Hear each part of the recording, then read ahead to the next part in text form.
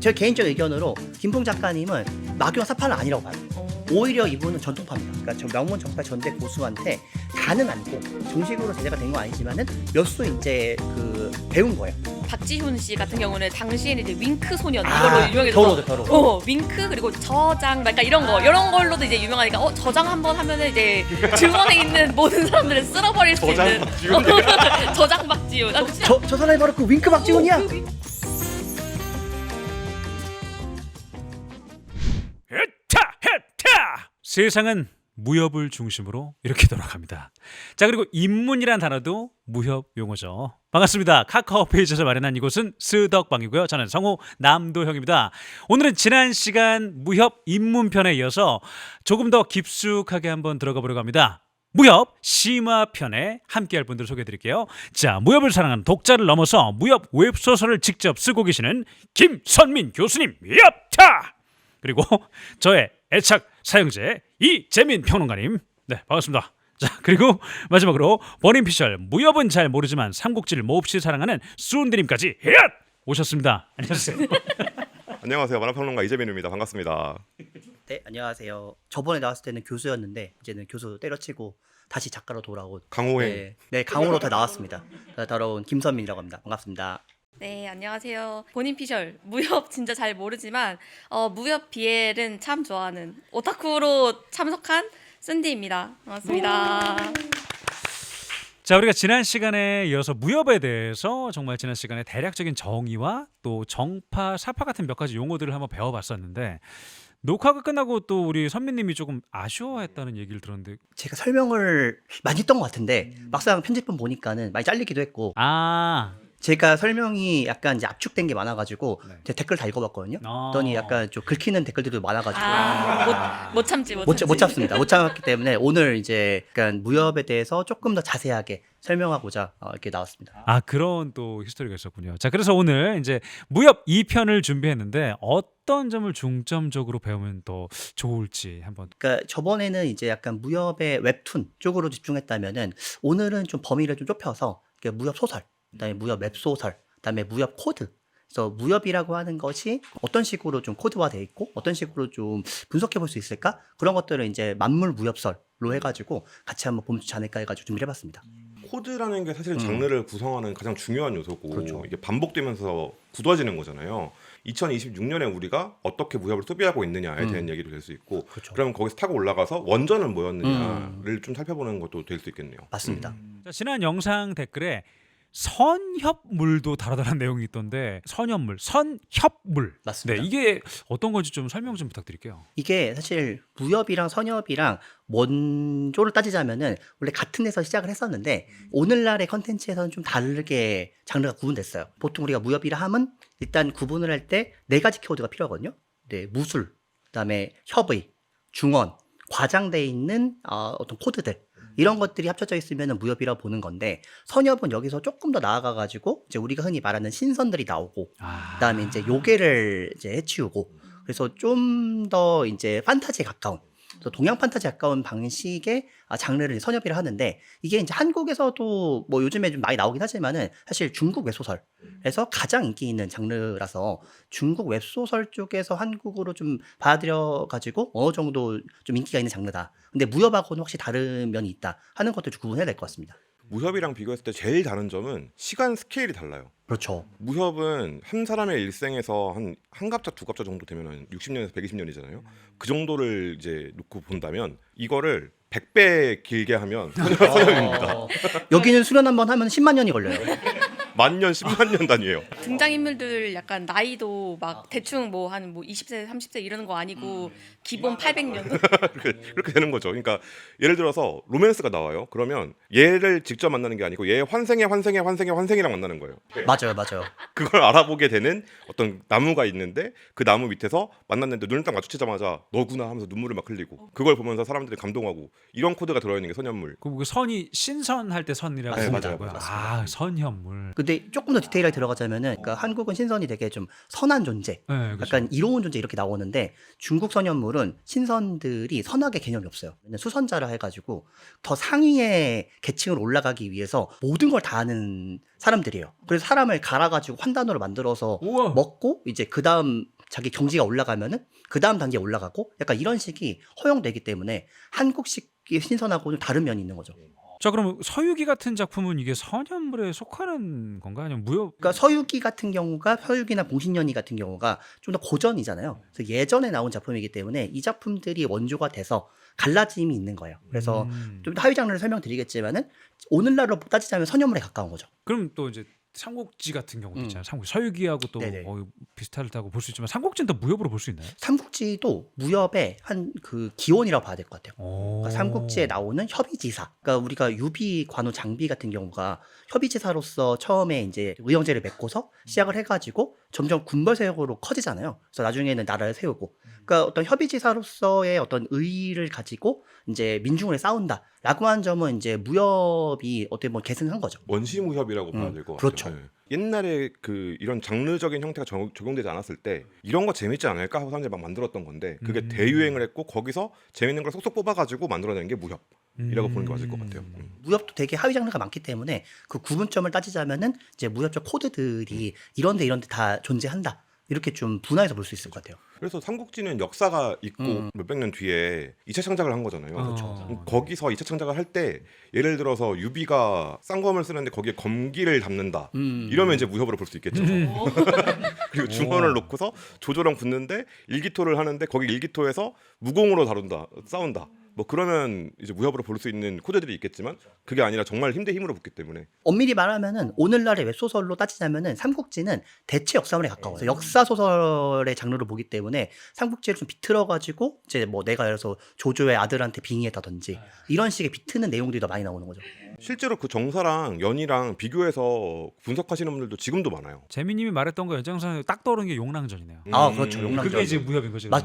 용랑전도 대체 역사물에 가깝긴 한데 거기도 뒤에 가면 내용이 완전 바뀌어가지고 요즘에는 거의 무협처럼 가고 있습니다. 아, 그렇구나. 얘기하다 보니까 무협의 역사가 워낙 오래되긴 했는데 이게 또 우리가 체감할 수 있는 시대 안에서 그 무협 소설의 기보를 한번 정리해 본다면 어떨지. 무협의 시작이라고 하면 보통 이제 꼽는 게 1920년대쯤, 1900년대 초반에서 20년대 사이에 나왔던 신문에 연재됐던 소설들로 많이 생각을 하는데 그건 사실 이제 정리가 되기 시작했던 거고 반복되니까 진짜 우리가 아는 지금의 무협이 나온 거는 50년대에서 60년대 정도로 보면 될 것 같아요. 요거를 조금 시대별로 정리를 하자면은 일단은 맨 처음에 한국에 들어왔을 때 그때가 보통 이제 대만, 홍콩 무협지들이 되게 말씀하신 것처럼 유행할 때였거든요. 그때 이제 한국으로 번역해 들어오기 시작한 거예요. 그래서 그거를 번역해서 보면서 사람들이 아 무협이라는 것이 이런 거구나 하는 것들을 좀 알게 되는데 이제 그 중에서 제일 중요한 두 분의 작가님이 바로 이제 김용 작가님, 그 다음에 이제 그 와룡생 작가님. 이 두 분의 작품이 가장 한국 무협 소설에 많은 영향을 미쳤어요. 뭐 여기 고룡 작가님까지 포함해가지고 세 분 정도. 그 중에서도 이제 사실 가장 영향을 많이 미친 게 의외로 와룡생 소설이에요. 그러니까 와룡생 작가님이 가지고 있는 이 작품의 특징이 뭐냐면은 우리가 흔히 알고 있는 정사, 마, 그다음에 구대 문파, 5대 세가 이 구도를 여기서 만든 거예요. 왜냐면은 이게 원래는 아까 말씀드렸던 것처럼 김용 작품도 그렇지만은 원래 무협은 역사물이에요. 그래가지고 실제 역사의 바탕을 둬가지고 그 안에다가 이제 영웅들을 넣어가지고 무협 소설이 진행이 됐던 건데 이 와룡생 소설의 특징이 뭐냐면은 역사성을 다 빼버렸어요. 그래가지고 말 그대로 가상의 세계로서의 중원을 만든 거예요. 그래가지고 우리가 관무불가침이라고 하는 어떻게 보면은 무리민들끼리 싸움에 관여하지 않는다라고 하는 이 공간성을 이 와룡생 소설에서 또 시작한 거예요. 그래서 이 소설을 바탕으로 한국 창작 무협들이 만들어지면서 오늘날의 이제 9대 문파, 5대 세가라고 하는 구도가 이제 만들어지게 된 거죠. 방금 말씀해주신 역사성이라는 게 되게 중요했었어요. 옛날에 이제 아까 말했던 20년대부터 한 50년 전까지는 되게 중요했던 게 그 시기는 제국주의 시대잖아요. 그렇죠. 그러니까 외세 침략이 있었고 중국이 이 세계의 중심인 줄 알았는데 이게 무너지던 시기였던 거예요. 그러니까 이걸 우리가 극복해 나가는 프로파간다로서 써먹은 그 영웅들이 있었던 거고 그게 한창 유행을 했었죠. 그리고 나서 해방이 되고 독립이 된 거예요. 그러고 났더니 그 역사성은 부모님들이 하던 거잖아요. 자식들은 싫거든요 그런 거. 그런 거 싫으니까 우리는 다른 거 없냐 재밌는 거 없냐 했는데 와룡생이 등장한 거죠. 그러면서 이제 폭발적으로 인기가 많아졌고 그게 한국으로 번역되어서 넘어왔다고 맞아요. 하셨는데 이제 사실은 무법이었습니다. 그냥 가져와서 네. 해적판. 네. 지금은 이제 소위 말하는 택본이라고 부르는 불법으로 보는 것처럼 정말로 각 출판사마다 판본이 달랐어요. 맞아요. 네. 그리고 그게 정식 라이센스가 없었고 제목도 달랐어요. 네. 그런 식으로 막 가져왔기 때문에 나중에 보면 알고 봤더니 그게 와룡생 거였고 이런 것들이 되게 많았죠. 그런 식으로 이제 해외 것들을 가지고 와서 이제 보다가 이제 80년대 들어와가지고 한국 창작 무협을 만들기 시작해요. 그게 이제 80년대 어떻게 보면 무협제 전성기 같은 느낌인데 지금 이제 금강 작가, 그다음에 돌아가신 서효원 작가, 그다음에 사마달, 야설록 요 네 분의 작가님이 이제 80년대 4대 작가님이라 해가지고 오늘날 말하는 이제 한국 무협 1세대 작가님이세요. 이분들의 1세대 작품들이 지금으로 따지면은 구무협이라고 부릅니다. 그래서 이 작품들이 특징이 보통은 이제 영웅성장 서사를 바탕으로 우리가 흔히 알고 있는 무협의 클리셰들이 다 여기서 이제 많이 나오는 거죠. 그래서 절벽에 떨어져가지고 이제 그 기원을 얻어서 이제 걸제고사 된다든지 이런 것들이 다 여기서 나오는 거라고 보면 됩니다. 요 시기 지나고가 이제 1.5세대가 지금 용대훈 작가님, 그 2세대가 우리가 흔히 알고 있는 신무협이라고 하는 진산 작가, 좌백 작가님 요 시기인데 옛날에 대여점 시절 봤던 작품들은 이 신무협이 많아요. 그래서 진산 작가님, 좌백 작가님을 필두로 한 이 신무협들은 보통 어떤 식이냐면은 그게 강호라고 하는 이 공간성 자체를 엄청 핍진하게 들어가가지고 실제 무림이 무엇인가를 약간 문학적으로 연구하는 느낌이 강했던 거예요. 밑바닥에서 차곡차곡 내 실력으로 올라가는 이야기가 그렇죠. 되게 많고 그게 약간 말하자면 이태원 클라스 같은 느낌이 있어요. 그렇죠, 그렇죠. 네. 내 주먹으로 성공하는 느낌이 좀 있어요. 이때 무협이 피폐물이라고 보시면 됩니다. 피폐하고 굉장히 답답하고 약간 말이 안 되는 내용도 많아요. 근데 그렇게 될 수 있었던 이유 중에 하나가 제가 이거는 그 여러 작가님들한테 복수로 들었던 건데 90년대 구무협과 신무협이 갈라지게 되는 결정적인 계기가 좌백 작가님이 아마 모셨던 것 같아요. 빌라를 이렇게 빌리셔서 작가들을 다 모아놓고 설정 그 토론을 한 거예요. 오, 재밌겠다. 네. 밤새도록 토론을 하면서 여기서는 얘네는 이런 거 이래야 되고 저래야 되고 막 이런 권법을 쓸 수 있고 없고 막 이런 거를 다 기록을 해놓은 거예요. 그래서 거기에 들어온 그 사람들은 이 비급을 받아갈 수 있었던 거죠. 맞아요. 학회 같은 거네요, 한마디로. 그죠? 무협 학회가 있었던 거예요. 도량형 통일 같은 그죠. 그런 그죠? 느낌이 돼버리죠. 그죠? 파일방에 네. 들어가야 되는 어떤 그 세가들과 이런 것들 다 통일을 시켜서 와. 그 통일시킨 것 때문에 지금 우리가 대충 알아듣는 그렇죠. 이런 게 나오게 된 거예요. 그래서 비급이라든지 이런 것도 어. 다 이제 그때 작가님들께서 만든 것들을 정리해 가지고 아는 문화생들한테 비밀리에 전해주는 것처럼. 제 마음의 질문을 그냥 바로 답을 해주셨어요. 제가 지금 진행하면서 마음에 지금 초딩 같은 질문 2개가 남았어가지고 첫 번째가 뭐냐면 아까 9대 문파 5대 세가라고 했잖아요. 네네. 그게 왜 계속 이어져야 하는지 이 얘기를 제가 여쭤보려고 했던 게 왜 그게 계속 계승돼야 되는지 아까 근데 그 또 모여가지고 그걸 한번 하셨다고 그랬잖아요. 그게 그렇게 설정을 동일하게 가져가야 되는 네네. 그게 뭐 이유가 있지는 않습니다. 그래서 보시면 신무협 작품도 보시면은 실제로 그 9대 문파나 5대 세가 안 나온 작품도 되게 많아요. 아 그래요? 네, 아. 그거는 이제 그 작가 나름인데 오히려 제가 좀 뒤에 설명드리겠지만은 웹소설로 오면서 그걸 더 명확히 지키는 것 같아요. 아. 전통이 됐죠. 네, 전통이 된 것 같아요. 어떻게 보면은. 그래서 우리가 아까 검기 얘기하고 무공 네. 얘기했잖아요. 사실 뭐 요즘 외계인이 있다 없다 막 그런 거 음. 보면 분명히 아예 없는 사실을 음. 이렇게 지어내거나 이렇게 판타지로 SF로 가진 않잖아요.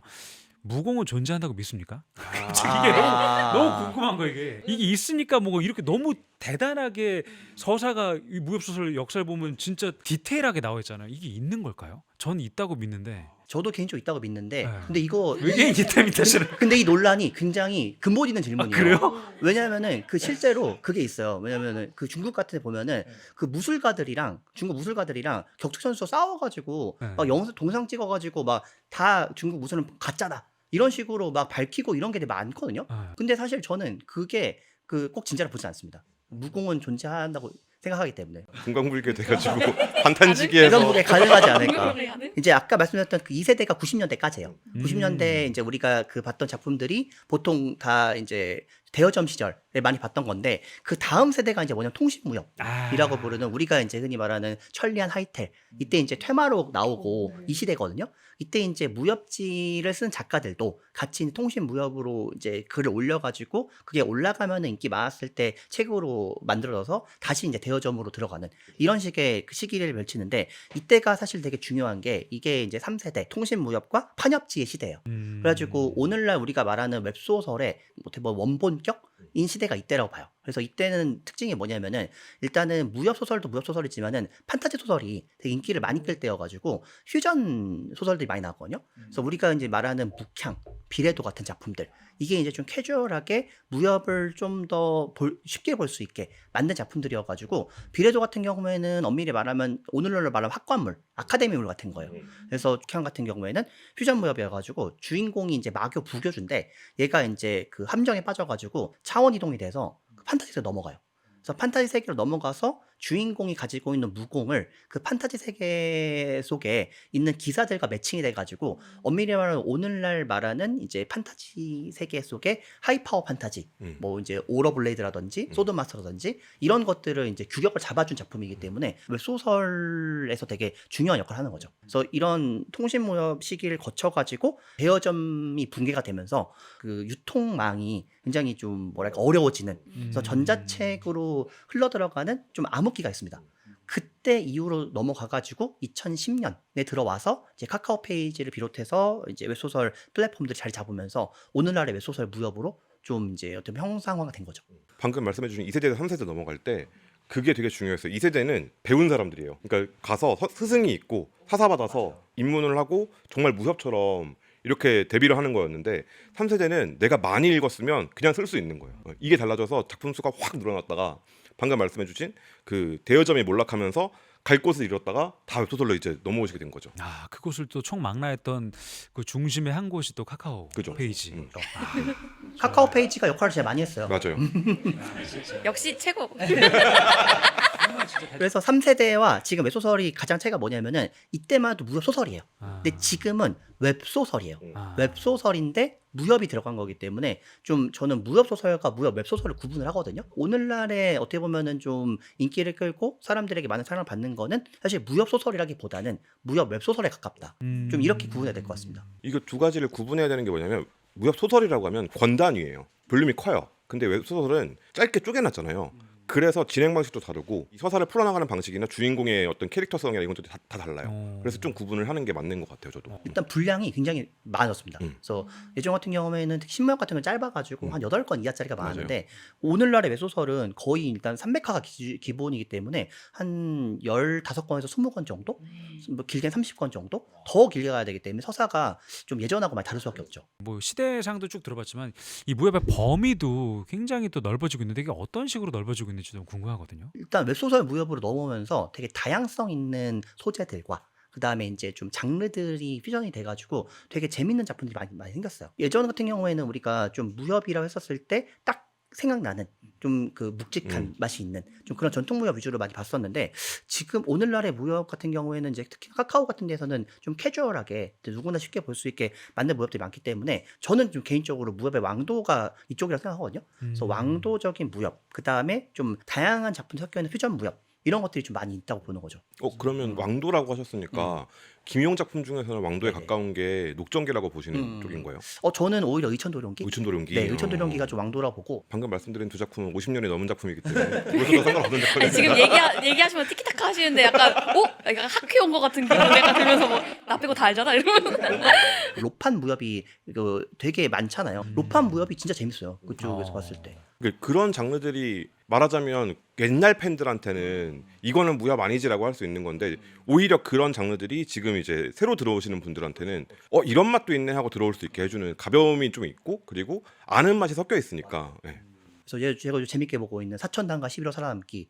요거는 로판 무협이지만 진짜 전통 무협입니다. 로판과 무협, 아까 비유하자면 뭐 하이브리드 약간 그런 단어라고 그렇죠, 볼 수 있을 것 같은데 하이브리드 되면서 인물들의 성격도 기존 딱 무협과 요거와 좀 다르게 또 다변해졌을 것 같은데. 그러니까 예전 무협은 좀 그게 있어요. 뭐냐면은 주인공들의 성격이 그렇게 정의롭지 않아요.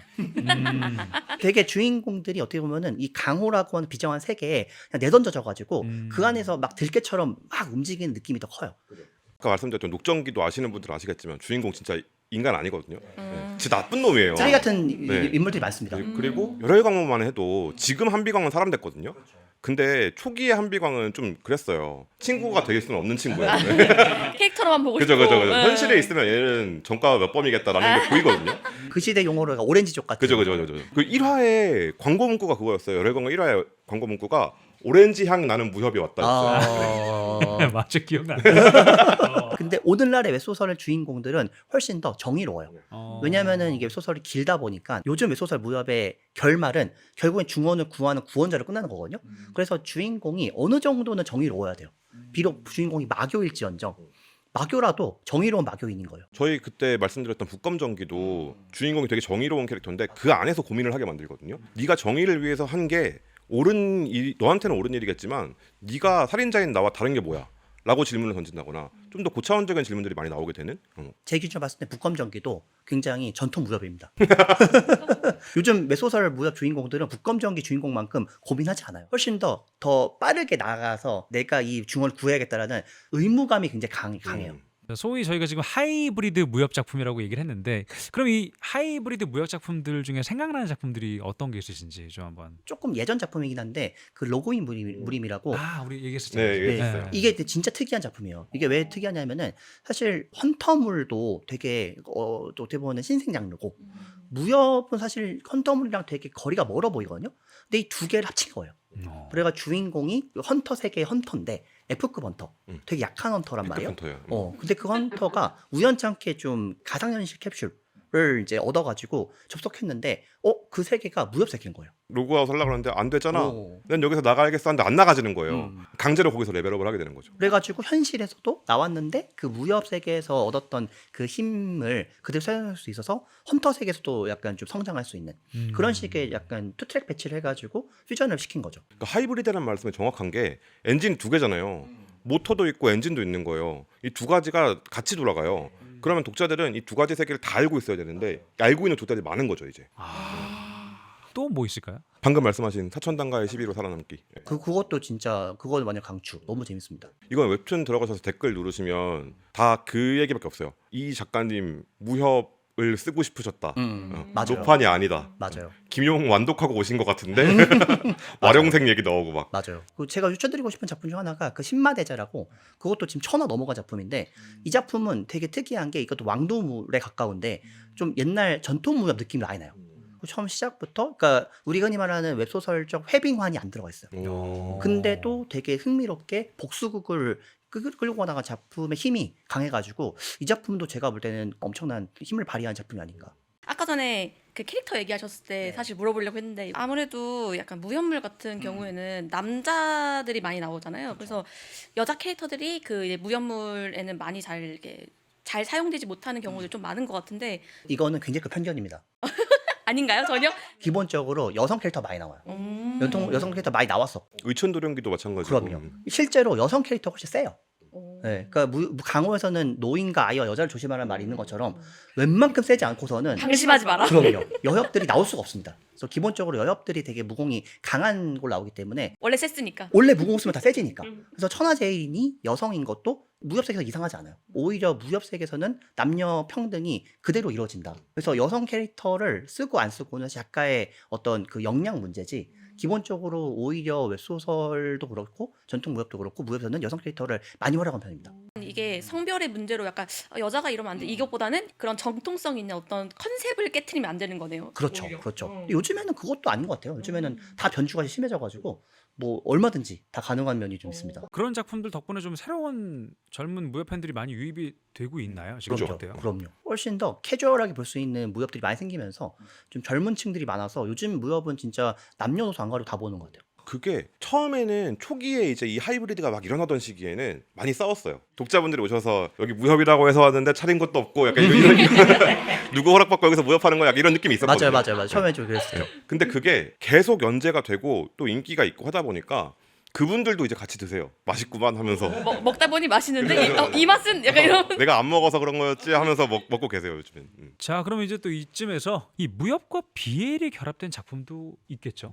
굉장히 많죠. 그래서 이제 무협이 약간 뭐 중국이나 약간 이런 쪽에서 넘어와서 이제 시작이 된 경우가 많다고 하셨는데 무협 BL도 비슷한 결입니다. 그래서 이제 중국 BL 작품 중에서 이제 무협에 관련된 것들이 많은데 그중에 제일 대표적인 게 이제 평동우 작가님이 쓰신 뭐 천관사복이나 완전 대놓고 선현물이거든요. 이제 중국 같은 경우에는 아무래도 전통 무협보다는 선협이 좀 인기가 많은 편이어가지고 선협물 쪽으로 더 많이 해요. 그 맞돌이라고 하죠. 그 BL 관계성을 볼 때 선협물 쪽이 훨씬 더 더 많은 금기가 있기 때문에 아, 그쵸. 네, 그래서 일반 무협보다는 선현물을 더 약간 비엘 쪽을 선호하시더라고요. 네, 맞아요. 그리고 애절함을 넣기도 선녀물이 더 좋아요. 왜냐면 환생을 했는데 환생하는 애는 못 알아보는데 나는 지금 삶이잖아요.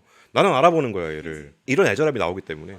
BL 편에서도 얘기했었지만 코드잖아요 이거는. 그러니까 그냥 무협물에서도 이 코드를 찾아내시는 분들이 있어요. 네. 사형하면서 막 얘기했을 때 저 맞아요. 목소리는 그러니까 글로 적혀 있는데 이 목소리는 애절한 사랑이 담긴 목소리다 하고 읽어내시는 거지. 아, 그죠. 무협의 협과 비엘의 어떤 관계성이 그닥 다르지 않다. 혁과 L이 다르잖아요. 아마 이제 무협 보시는 분들도 약간 뭐 느끼셨겠지만 약간 그 사형과 그리고 이제 선생님 뭐라 그러죠? 약간 사부 스승님? 사부 스승님 약간 스승님과 그리고 그 제자 그리고 사형과 그리고 그 후배 약간 이런 것들에 대한 사이가 약간 되게 우정 그리고 뭐 한 아이가 약간 이런 식으로 가는 걸로 많이 가는데 이제 이거를 무협 BL 같은 경우에는 무조건 약간 사랑으로 이제 이걸 치환이 되는 거죠. 그래가지고 여기서 제일 많이 이제 소위 말하는 수가 되는 분들이 스승님들이에요. 스승님들 보통 수고 그리고 공이 되는 친구는 이제 제자로 들어와서 착하게 키워놨는데 알고 보니까 마교 교주 막 마왕 막 이래 막 마왕이고 마교 교주 막 이래가지고 내가 호랑이 새끼를 키웠구나. 내가 호랑이 새끼를 키웠구나 하면 약간 이런 맛으로 가는 거가 있는데 제가 아까부터 계속 얘기하시는 거 들으면서 잠깐 이거 내가 알고 있는 스토리인데 약간 난 이야기를 알고 있어. 난 이 이야기를 알고 있어. 내가 이거 어디서 봤냐면 아직 딱딱딱딱 떠오르는데 대부분 보통 그렇습니다. 그래서 막 사형보다는 약간 스승님 사부를 이제 수로 하는 제품들이 굉장히 많다. 이게 진짜 완전 금단의 관계인 게 이게 중국에서 사부와 제자의 관계는 부모보다 더 그쵸. 이제 어떻게 보면 군신 다음이잖아요. 그렇죠. 엄격한 관계라서 그 금기를 깨는 느낌이 강한 거죠. 그래서 맛있다. 마도조산 남사추라는 캐릭터로 제가 했었고 청간사복도 참여를 했어가지고 애니메이션판이긴 했지만 되게 또 반가운 작품이었는데 자 또 궁금했던 게 그러면 기존 무협 팬분들은 무협 BL 이 소위 하이브리드 작품도 많이 보실까요? 아니면 이건 좀 또 호불호가 갈리실지 어떨까요? 아마 제 생각에는 비엘인지 모르고 보실 맞아요. 것 같아요. 네 맞아요. 봤는데 재밌는데 왜 남자 둘이 저러고 있지라고 생각하실 것 같아요. 그리고 그게 있어요. 저도 그래서 한번 찾아봤는데 저보다 더 높은 세대, 그러니까 전통 무협 세대는 훨씬 더 매운맛이었어요. 솔직히 말씀드리면은 동방불패도 그렇지만은 그게 그렇게까지 무협에서 이상하진 않아요. 훨씬 더 더한 것도 많았기 때문에 훨씬 더 매운맛 단련된 분들이어가지고 봤을 때 이게 거부감이 크지 않았을 것 같다. 그냥 음향의 조화가 중요하다 이렇게 생각하셨을 것 같아요. BL 작품 같은 거 특히 무협물 같은 거 이제 보다 보면은 그 뭔지 모르고 들어오신 아저씨분들이 댓글에 가끔씩 등장하세요. 그래가지고 이제 막 아니 다 좋은데 둘이 왜 이렇게 붙어 있어? 약간 이런 하더니 아니면은 키스 좀 그만해. 다 스토리 진행 좀 해라. 키스 좀 그만해라. 그것 좀 그만해라. 약간 이렇게 하시는. 그거 보려 어머니 그만. 그러니까 우리는 또 이제 거기 이제 댓글 보면 이제 막 아저씨 우리 이거 보려고 온 거라고 이러고 싸우고 그래서 싸우기도 하고 그리고 이제 서로를 약간 리스펙해주면서 이거 참 좋다. 뭐 보다 보니 감정 동화가 되셔가지고 막 울림이 있다. 울림이 있다. 역시 사랑이군. 약간 이러면서. 이제 그분들은 그걸 협으로 생각하시겠죠. 그쵸. 저희 동네에 제 전에 살던 동네에 새벽에 산책하시는 할아버님이 계셨어요. 근데 되게 크게 TTS를 틀어놓고 다니셨거든요.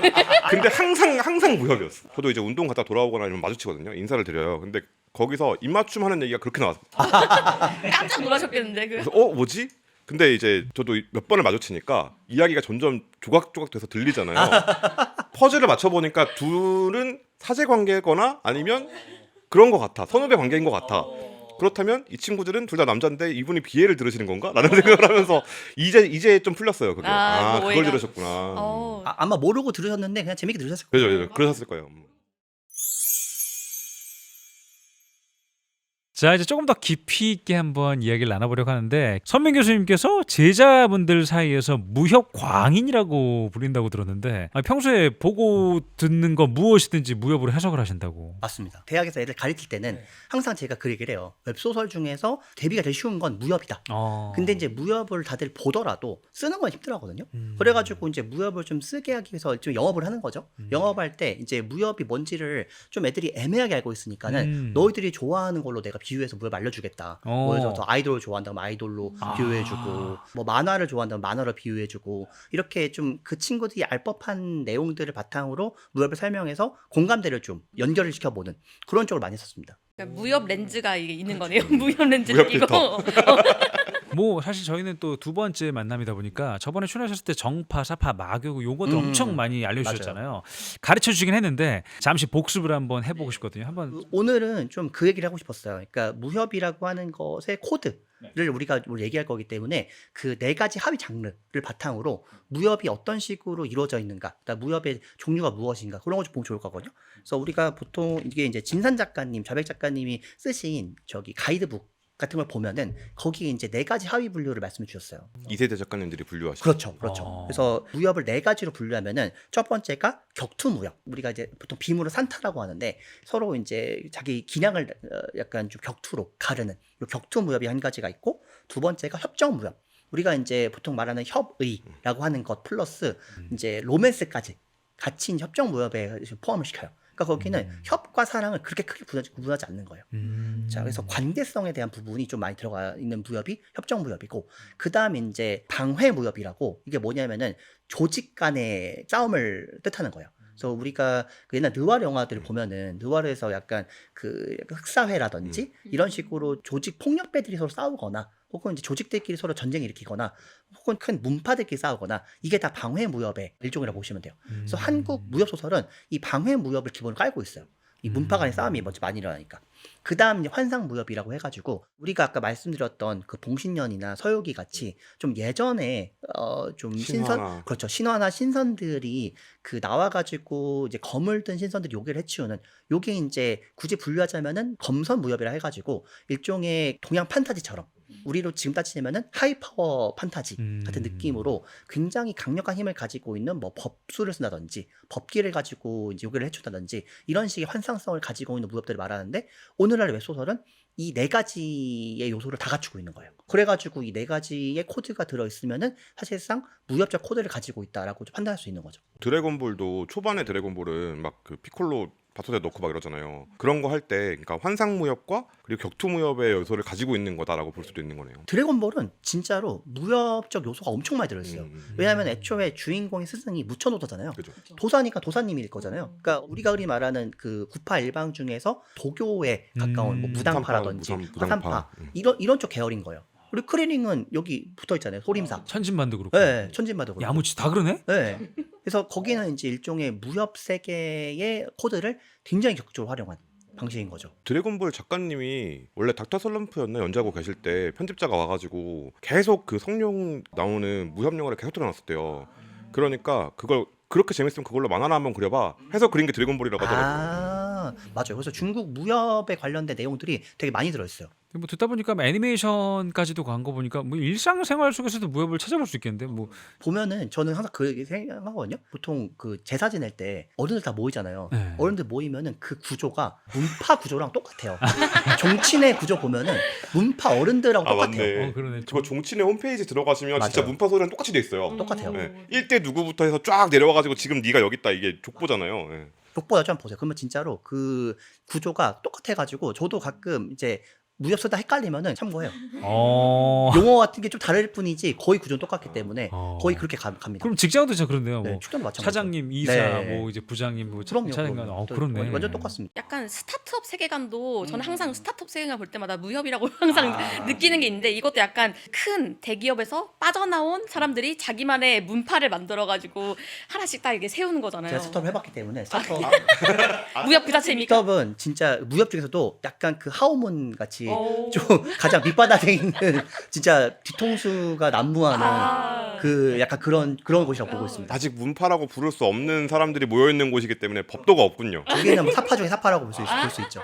예능 같은 것 중에서도 되게 약간 무협 같다고 느껴지는 것 중에 하나가 이제 냉장고를 부탁했거든요. 처음에는 분명히 아니었는데 그런 내용이, 근데 원래는 그런 내용이 아니었는데 갑자기 약간 이제 서로의 자존심과 막 네. 자기 도장을 걸고 나오시는 맞아요, 그런 맞아요. 컨셉으로 약간 바뀌어가지고 그거 보는 맛으로 또 보는 것도 있긴 한데, 왜 거기서도 막 네. 김풍 셰프님 같은 네. 분들을 막 보면서 막 얘네는 뭐 얘는 사파다 뭐 마교다 이런 식으로 이제 얘기를 하잖아요. 맞아요. 저 이것도 댓글 긁혀가지고 잘 모른다고 막 저기 댓글 달려가지고 좀 긁혔었는데, 제 개인적 의견으로 김풍 작가님은 마교와 사파는 아니라고 봐요.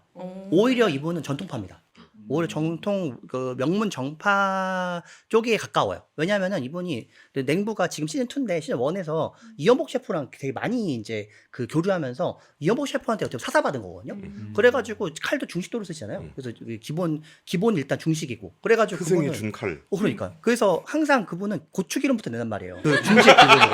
그러니까 전통 중식을 어떻게 보면은 사사받은 거예요. 그래서 무협을 보면은 일종의 그 전대 고수, 그러니까 저 명문 정파 전대 고수한테 다는 아니고 정식으로 제자가 된 건 아니지만은 몇 수 이제 그 배운 거예요. 그래서 계보로 따지면 그쪽 계보에 가까운 거죠. 근데 이 사람이 천재야. 그지. 그래가지고 그 몇 수 배운 걸 가지고 온갖 거를 다 가지고 와서 조합했더니 엄청나게 이제 대단한 무공을 스스로 만든 거지. 일종의 저는 개파 조사라고 봅니다. 약간 패기도 있고. 그렇죠. 새로운 문파를 개창할 수 있는 이영보파의 네. 정계 제자는 아니고 입문한 건 아니니까 반계 제자인데 이 사람이 이제 새로운 문파를 만들면 쪽 계통으로 볼 수 있는. 그렇죠.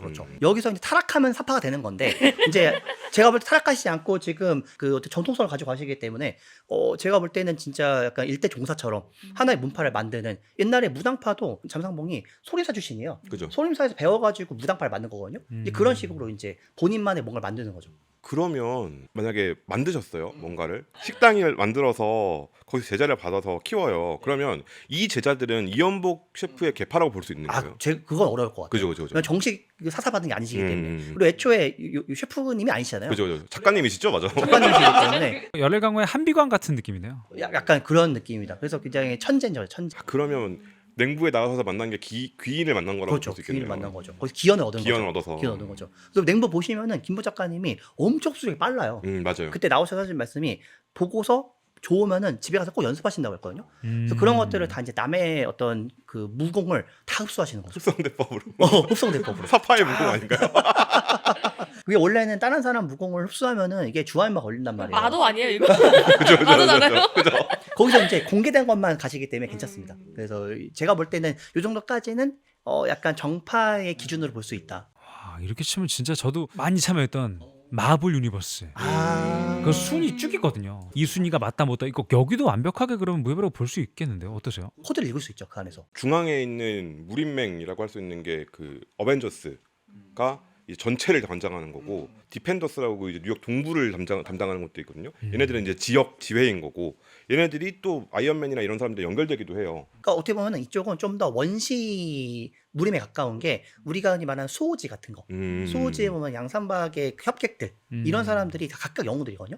그 영웅들의 이야기 합쳐져 가지고 약간 수호지가 되고 여러 가지 이야기들이 합쳐져 있는 건데 엄밀히 말하면 마블 유니버스는 그런 식으로 각각의 영웅들이 합쳐져 가지고 어우러진 이야기를 만드는 유니버스다. 좀 그거에 가까울 것 같아요. 저는 약간 이 마블 유니버스에서 무협물의 그 전형을 다루는 게 전 엑스맨이라고 생각해요. 엑스맨, 그렇죠. 완전이죠. 엑스맨 아카데미물이죠. 아카데미. 완전 아카데미물에다가 이제 거기도 사실 원래는 같은 팀이었던 이제 찰스 자비에랑 에리 매그니토. 매그니토가 둘로 이제 나뉘어져가지고 이제 결국 서로 맞아요. 보지 않고 살다가 나중에는 또 다시 재결합이 되는 약간 이런 것들을 보여주면서 전형적인 무협 서사 가지고 있는 그 영화가 그 퍼스트 어벤져, 캡틴 아메리카. 그 캡틴 아메리카가 어떤 식이냐면은 정의로운 인물이잖아요. 정의로운 인물인데 몸이 약해. 그러니까 타고나게 몸이 약해가지고 일종의 절맥이에요. 절맥. 그래가지고 얘가 이제 의지는 강한데 이제 너무 군이 되고 싶은데 이제 못하니까 실험을 받잖아요. 환약을 그래서, 먹죠. 그래서 황골탈퇴한 거예요. 황골탈퇴 해가지고 일종의 엄청나게 슈퍼군이 돼서 자기가 원했던 방식대로 좀 정의로운 어떻게 협계의 역할을 하는 그런 거 보면 완전히 무협 서사랑 똑같죠. 스파이더맨도 그러네. 스파이더는 그러니까 똑같아요. 그 약했던 그 친구가 누구에게 무공을 주입받아 거미에게 거미한테 무공을 주입받아. 그 인면지주의 내단을 먹은 것처럼 일종의 그 거미 슈퍼거미에 물려가지고 능력 얻은 거기 때문에 그 마블 히어로들의 스토리를 하나씩 하나씩 보면은 되게 무협적인 요소가 많아요. 그럼 로키는 정파야? 로키가 진짜 특이한데 원래는 그 오딘의 친아들이 아니잖아요. 원래는 엄밀히 말하면 오딘이 그 정파라고 보면은 그 마교나 혈교의 적정자인 거예요. 걔를 데리고 와가지고 키워가지고 이제 들어온 거기 때문에 엄밀히 말하면은 마교 세력이나 혈교 세력에 가깝죠. 근데 형은 정파의 수장이잖아요. 그렇죠. 형은 정파 수장인 거죠. 이 관계가 맛있는 거고요. 그렇죠. 그러니까 옛날에 전통무협 이런 게 많았죠. 그래서 이제 알고 보니 자기의 어떤 옛날 자기의 태생을 알고서 복수하는. 그래서 이제 형과 싸움이 붙는. 게임 안 다뤄볼 수 없죠. 게임 어떤 게 있을까요? 게임? 스타크래프트, 테란, 저그 프로토스라는 문파가 있고 얘네들의 각자의 무공이 있는 거고 은하라는 중원을 배경으로 펼쳐지는. 야, 그럼 거기에 캐리건, 내가 바로 군단의 심장이다. 캐리건은 정파인가 사파인가 이게 나중에 잡아먹혀가지고 거기에 완전 축이 되잖아요. 원래가 테란 쪽이죠. 아니, 테란이었다가 적으로 맞아요. 먹힌 거 아닌가? 맞아요. 그러니까 이게 되게 애매한 게 이 삼각구도잖아요. 네. 삼각구도일 때는 어디를 중심으로 잡는지에 따라 달라요. 그러니까 만약에 테란을 정파로 본다면 당연히 그러면 테란을 중심으로 봤을 때 이게 넘어갔을 때 사파나 마교를 넘어가는 거거든요. 뭐 마교를 적으로 보고 뭐 프로토스를 그죠. 사파로 본다고 하면은 이제 그쪽 마교로 넘어간 거죠. 근데 솔직히 말하면은 이게 역사적으로 봤을 때 스타크래프트에서 실제 정파는 제가 볼 때 프로토스에 가깝거든요. 되게 지극히 네. 잘못된 사고인 게 범우주적으로 보면 네. 인간이 정파인 게 아니잖아 그 세계에서는. 맞아요. 그래서 프로토스가 원래 그 원조격인 거고 그 다음에 이제 분화대가 나온 게 사실 마교가 적으라고 보면은 사실 인간인 테란이 훨씬 테란이 더 이게 사파인가? 사파에 가깝죠, 솔직히 구도로 보자면은. 네, 테란 사파화되다. 거기서 그 말이 나오거든요. 스타크래프트에서 테란 종족이 지나간 행성들은 전부 황폐해야 된다. 다 빨아먹고 역시 인간이 네. 나쁜 거였어. 인간이 나쁘다라는 얘기가 나와요. 맞아요. 그리고 그걸 막으려고 프로토스가 참전하게 되고 막 이런 내용들이 맞아요, 있거든요. 그 저그는 그 지성체가 저그 같은 경우는 중앙에 하나가 있고 나머지들은 다 그걸 따라서 움직이는 것일 뿐이에요. 그 오버마인드라고 부르는 이 지성체가 하나가 있는 거고, 근데 그거를 캐리건이 이제 옮겨받은 건데 이런 식의 어떤 스토리를 보고 있으면 저그가 마교 같은데라는 생각이 들거든요. 그리고 테라는 어떻게 보면 사파 같은 느낌이 들어요. 근데 프로토스 이야기를 또 보고 있으면 얘네도 정파는 아닌 것 같거든. 다 연결시켜가지고 뒤에 신경상 연결시켜서 전부 다 이제 하나가 되자거든요, 얘네가. 근데 그거를 인간이 보고 있으면 디스토피아 세계를 시작하는 그러니까요. 느낌인 맞아요. 음. 네, 그런 느낌이 들어서 방금 말씀하신 게 맞는 게 어느 입장에서 보느냐에 따라 다른 것 같아요. 그러니까 이런 쪽은 훨씬 더 좀 뭐랄까 전통무에 가까운 느낌? 그러니까 전통무협은 어떤 느낌이냐면은 선악이 없어요. 그래가지고 어떻게 보냐에 따라 가지고 악인이 선인이 될 수도 있고 선인이 악인이 될 수도 있고 왔다 갔다 하는 거죠. 그렇게 약간 그 무협 세계에 있는 강호, 무림이 가지고 있는 모순점 그런 것들을 좀 이제 보면서 카타르시스 느낀다 하는 지점에 있는 것 같아요. 애니메이션으로 또 귀칼과 진격의 거인이 있는데 귀칼은 제가 봤을 때 거의 완벽한 무협이다. 소년 만화의 구도 자체가 무협이랑 되게 닮아 있어요. 혈귀들. 저도 아카자 역을 했지만 저는 뭐 하쿠지라고 부르지만 저도 항상 아카자는 정파라고 전 보거든요. 왜냐면 끌려 들어가가지고 사파가 된 건데 어떠세요? 귀살 때가 정파고 혈귀가 마교인가요? 완벽하게 구도를 막 그 무협처럼 하기가 좀 쉽진 않아요. 좀 결사된 느낌? 막 대놓고서 막 세력 싸움을 하고 막 이런 게 아니다 보니까는 오히려 좀 그늘에 좀 잠겨가지고 자기들만의 세상 속에서 뭔가 좀 싸우는 느낌이 좀 크다 보니까는 오히려 좀 결사의 느낌이어가지고 전부 다 사파의 느낌. 오히려 오히려. 모두가 의문의 1패를 우리 탄치로 사파예요? 약간 사파의 느낌인데 거기서 이제 전통성이 가지고 있는 게 귀살대 쪽이고 이쪽은 오히려 혈귀 쪽은 인간이 아니잖아요. 그러니까 오히려 요괴에 가까운 것 같아요. 요괴에 가깝기 때문에 이들은 오히려 이제 그 요괴 사냥꾼들에 가까운 느낌이어가지고 일반적인 무협의 구도로 보기에는 쉽지 않다. 이제 우리가 흔히 말하는 선현물 속에서 조금 더 원시적인 방식의 그런 요괴들을 사냥하는 요괴 사냥꾼에다가 일본식 사무라이물, 그러니까 사무라이식의 검수를 넣은 느낌이어가지고 좀 더 조합이 약간은 좀 다르다고 볼 수 있는 거죠. 검든 신선의 느낌이 네. 귀살대인 거군요. 그렇죠. 왜 그 귀칼 내에서도 무잔이 막 귀살 때는 다 정신병자들 어. 막 이러면서 이제 하는 얘기가 있잖아요. 너네는 제정신이 아니다, 미쳤다라고 하는 그런 장면이 나오거든요. 실제로 그 일부 사실이긴 하고. 그렇죠. 그 사실이기도 하고. 맞아요. 근데 그렇게 저 그 얘기를 들었을 때 되게 약간 싶었던 게 그러네. 사실 그 혈귀들 입장에서는 그 사람들이 더 마교 같은 거예요. 나름대로 자기들도 이제 인간계가 썩었기 때문에 질서를 새로 정립하려고 하는 도중에 얘들이 온갖 방해를 다 하고 막 무슨 들어가고 그 한가운데를 침범해가지고 막 다 쓸고 다니고 그러니까 너무 마교 같은데 이런 생각도 하기도 했었거든요. 그러니까 일본식 검객물을 보면은 이제 그 일본식 무협이라고 볼 수 있죠. 이게 참바라라는 장르가 따로 있어요. 우리가 이제 흔히 알고 있는 바람의 검심. 손님이 보시는 신선조가 나오는 그런 이제 그 네. 검사들의 이야기 그런 게 다 이제 그 장르인데 그래서 일본은 사실은 무협 장르가 그렇게 인기가 별로 없어요. 맞아요. 중국식 무협 장르라고 하기에는 일본식 무협 장르가 여기에 이미 있는 거예요. 그래서 그런 것들이 소년 만화에 들어가가지고 이런 사무라이들의 어떤 기술들 이런 것들을 이제 뭐 물의 호흡 뭐 어떤 호흡 이런 식으로 이제 그 만들어져 가지고 일종 유파라고 하잖아요. 일본식은. 그리고 유파들이 기술을 전수해 가지고 그 기술을 가지고 누군가 싸운다. 이런 구도가 이제 더 많은 거죠. 일본 같은 경우는 전국 시대부터 굉장히 어떤 그 지역 세력을 기반으로 한 어떤 유파라고 부르는 이 자기들만의 검술이나 이런 것들이 있었고 그걸로 부딪혀도 봤고 통일도 해봤고 다시 갈라지기도 해봤고 이런 역사가 있으니까 이 역사성 때문에 무협이 봤을 때 이건 완전 판타지지라고 생각이 될 수도 있는 거고. 그래서 중원 무협하고는 좀 약간 결이 달라요. 그래서 중원 무협은 아까 방해 무협이라고 하는 이제 가상세계 안에서 조직 간의 싸움이 좀 많은데 그 일본식 무협은 좀 더 개인적인 이유가 더 많아요. 복수의 서사가 훨씬 더 많이 나온다든지. 그래서 귀멸의 칼날도 보면은 결국에는 가족들의 복수를 위해 가지고 귀살대에 들어가서 성장해가지고 결국 복수를 끝내잖아요. 그런 식으로 계속 이제 성장해 나가는 거고. 그러다 보니까는 좀 더 개인적인 이유로 강해져야 된다라고 하는 일종의 모티베이션이 더 강하게 들어가는 것 같아요. 그래서 정사마가 사실은 섞여 있어요.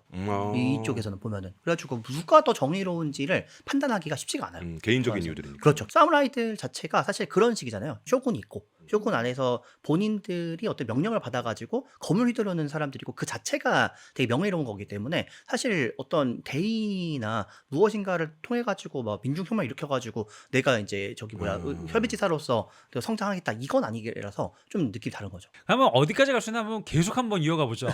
K-팝은 또 어떻게 볼 수 있을지. K-팝도 무협적 구도를 볼 수 있죠. 그럼 중원이 어딘가요? 어딜 중원을 중원은 볼 것이냐. 방송국. KBS, MBC, SBS. 아시겠지만 무림은 눈에 보이지 않습니다. 아, 그죠. 눈에 보이지 않습니다. 우리가 알고 있는 그런 K-팝 팬덤들 네. 그들이 만들어낸 어떤 가상의 세계 발할라인 거죠. 그렇죠.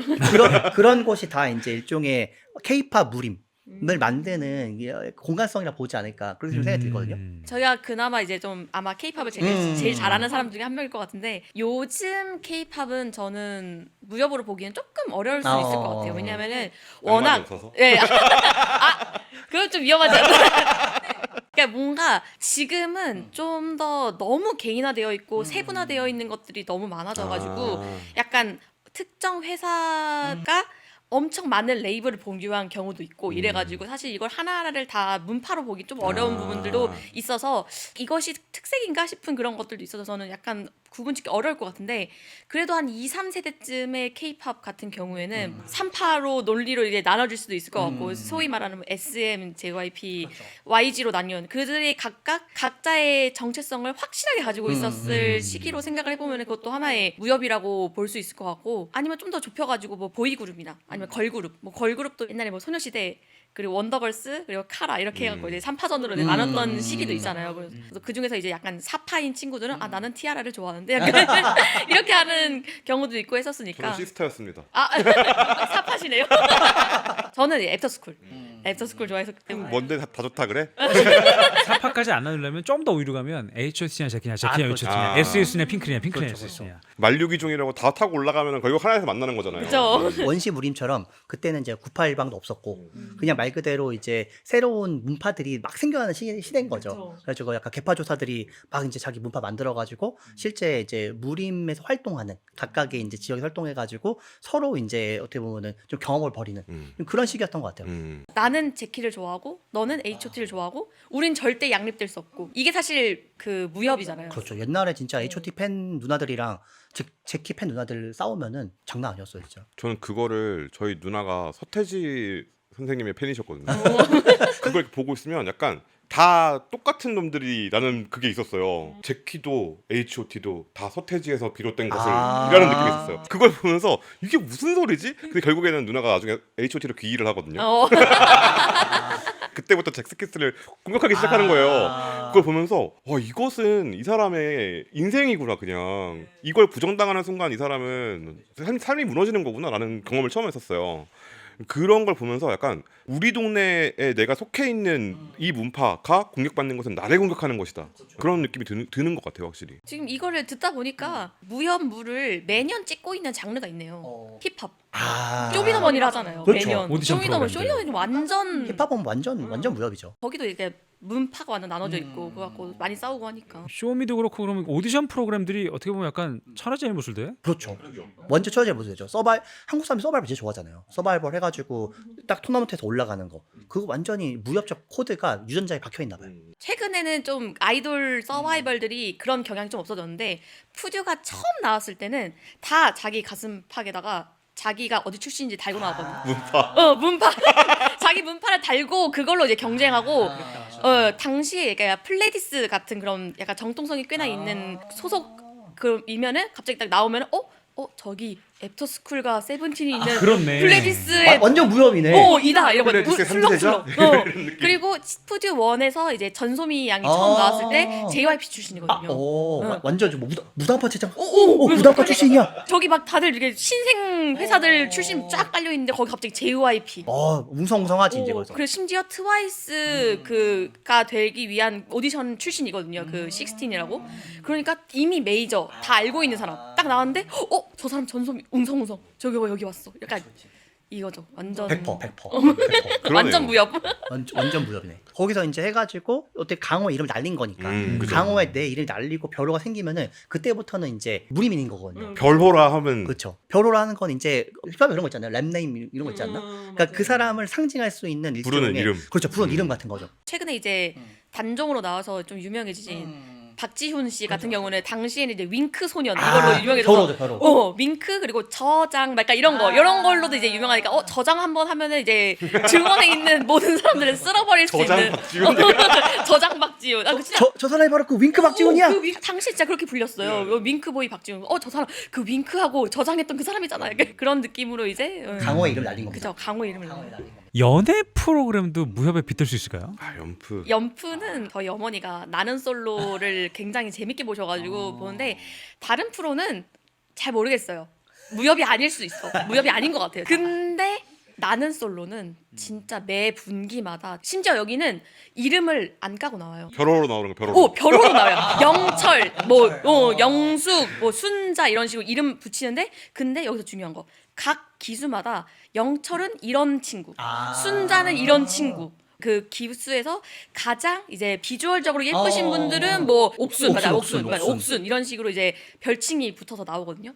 대신 별칭을 내세우지만 자기의 모든 걸 까. 저는 사실 뭐 S전자 뭐 출신의 뭐 어쩌고 뭐 이런 거고 막 이런 거. 근데 처음에 시작할 때는 밝히지 않잖아요. 한 하루 이틀 보내다가 갑자기 한 명씩 나와서 안녕하십니까. 저 옥순. 저는 원래 삼성전자 출신으로 변호사를 땄고 그리고 의사 면허도 있습니다. 약간 이런 식으로 이제 자기 하는 거야. 그러면 그때부터 갑자기 분위기가 바뀌죠. 각기 나와갖고 자신의 이제 무공을 펼치잖아요. 각자의 그 청룡 어울도가 하나씩 있어요. 그래서 그걸 꺼내가지고 막 이제 서로 경쟁도 하고 뭐도 하고 그리고 눈치 싸움 이런 것도 하고. 그러면 그 안에서 정통성이 있는 사람이 있고 약간 좀 비틀린 사람이 있고 그런 식인가요? 그거를 이제 사람마다 생각하기 따라서 다른 건데 근데 그래서 이게 진짜 사람들이 그 미쳐 돌아가는 이유가 나는 이번 기수 옥순이 나에게는 정파야. 그러면은 순자가 사파인 거야. 근데 아니다. 순자가 정파고 옥순이 사파다 하는 사람들끼리 엄청 싸우고 유튜브로 쇼츠로 막 릴스 찍어내서 막 엄청 싸우고 그러고 기래요. 혹시 한번 그 저한테 던져보시겠어요? 이거 혹시 무협인지 아닌지. 해리포터. 해리포터? 해리포터 완전 무협인데. 완전 무협이죠. 완전 무협 그 자체인데 해리포터는 해리포터는 장난 아니잖아요. 해리포터는. 해리포터에 나오는 학교들이 다 문파라고 볼 수 있고 아카데미물이 들어가 있는. 호그와트 자체가 명문 정파 느낌이니까 그 안에서 이제 또 그 네 가지 세부 문파가 있는 거고 하위 문파가. 볼드모트는 누가 봐도 천마잖아요. 그죠. 그래서 천마 그 자체지 그 자체로. 거기에 약간 스네이프 교수 같은 사람들도 이제 마교 교주의 그 일원 중에 하나이면서 동시에 우리 정파의 일원이면서 그럼요. 그 사이에 약간 뭐 이중 스파이라고 하기 거기 있잖아요. 그 문신 있고 뱀문신. 그 고독 먹어가지고 그죠, 이제 그죠. 거기 이제 세뇌 당한 거지. 어쩔 수 없이 이제 거기 이중첩자로 들어갈 수밖에 없는. 기상천외한 발상을 가지신 여러분들이 댓글로 한번 우리 또 선미님과 싸워주시면 감사하겠습니다. 어디 이것도 한번 던져볼게요. 한번 해보시면 댓글을 한번 달아주실지 모르지만 하여튼 그렇게 한번 여러분이 참여해주시면 좋을 것 같습니다. 자, 이렇게 정말 정신없이 정말 얘기하다 보니까 저희가 준비한 이야기 모두 마칠 시간이 왔습니다. 소재 하나로 확장을 얼마나 한 거야 진짜. 세계 정세까지 갔으니까. 아 너무 짧아서요. 아쉬워요. 너무 행복했는데 선배님부터 각자 소감 한마디씩 부탁드리겠습니다. 이편 하이스에서 너무 좋았고 진짜 욕심 같아서는 6시간 8시간 더 하고 싶은데 그럼 다들 너무 힘드실 테니까 여기서 마무리하도록 하겠습니다. 그래서 또 기회가 된다면은 언제든지 또 불러주시면은 열심히 또 열변을 토해 보겠습니다. 저는 사실 무협 잘 모른다고 했는데 이렇게 모든 것이 무협이라고 생각을 하니까 잘 알고 있는 사람이었네요. 그래서 뭐 이렇게 얘기가 나누니까 너무너무 재밌었고 역시 이렇게 뭔가 진짜인 사람들끼리 모여서 얘기를 하는 거는 모든 장르를 구분하지 않고 재미가 있는 것 같습니다. 너무 재밌었습니다. 네. 저도 무협 두 번째 얘기인데 할 얘기가 있을까 싶었거든요. 무협을 많이 보긴 하지만 이렇게 생각하고 있으면 되는 거 아니야 했는데 확장시켜 보니까 너무너무 넓은 세계고 또 보시는 분들도 이제 좁은 세계를 확장시켜서 이제 북해민궁이랑 남한야수궁이랑 다 가시면 즐거움이 더 3배, 4배 되지 않겠습니까? 그런 거를 한번 같이 느껴봤으면 좋겠습니다. 네, 이렇게 또 얘기를 하다 보니까 수덕방은 오늘 마지막으로 잠시 쉬어가게 됐습니다. 그동안 정말 사랑 많이 주셔가지고 너무나 감사했고요. 여러분들이 댓글을 통해 보내주신 많은 의견들 정말 많이 취합해서 더 발전된 모습으로 꼭 다시 돌아오는 시간을 저희도 응원해 보도록 하겠습니다. 그동안 정말 감사드리고요. 이만 모두 인사드리도록 하겠습니다. 찐들의 페이지 구독과 좋아요, 댓글 그리고 알림 설정 꼭 부탁드리도록 하겠고요. 다들 즐거운 덕질 합시다. 다들 꼭 다음에 만날 날을 기약하며 안녕. 꼭 다시 만나요. 다시 만나요. 다시 만나요. 찾아주세요. 살려주세요.